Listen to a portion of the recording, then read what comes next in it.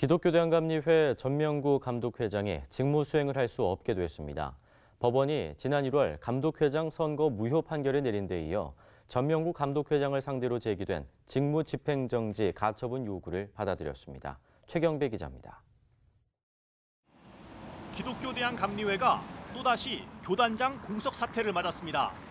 서울중앙지방법원 제51 민사부는 성모 목사와 이혜원 목사가 각각 전명구 감독회장을 상대로 제기한 감독회장 직무집행정지 가처분 소송에서 전명구 목사가 감독회장으로서의 직무를 수행해서는 안 된다고 판결했습니다.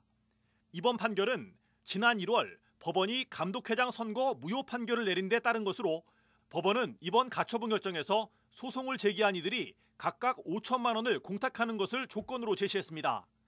그리고 이혜연 목사 측이 먼저 공탁을 이행함으로써 전명구 감독회장의 직무는 정지됐습니다.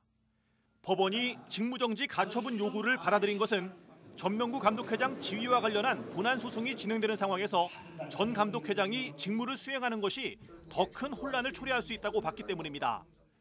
법원은 판결문에서 향후 본안 사건에서 사건 선고의 무효 판결이 확정되면 채무자가 감독회장으로 수행한 직무의 효력에 대해 분쟁이 발생할 소지가 큰 것으로 보이는 점 등을 종합해보면 전명구 감독회장의 직무집행을 정지할 보전의 필요성이 있다고 밝혔습니다. 이번 판결로 감리교단은 행정공백을 줄이기 위해 직무대행 선임 절차 등을 밟아야 하지만 상황이 간단치 않습니다. 감리교단의 헌법인 교리와 장정은 감독회장이 재판으로 직임이 정지되면 연회 감독 가운데 영급순, 연장자 순으로 임시의장이 돼 실행부위원회를 소집한 뒤 감독회장 직무대행을 투표로 선출하도록 명시하고 있습니다. 이렇게 선출된 감독회장 직무대행은 선출된 지 보름 안에 선거법에 따라 재보궐선거를 실시해 새로운 감독회장을 선출하도록 교단법은 명시하고 있지만 전명구 감독회장 지위에 관한 본안 판결이 나오지 않은 상태에서 재보궐선거 진행은 이루어지기 어려울 것으로 보입니다.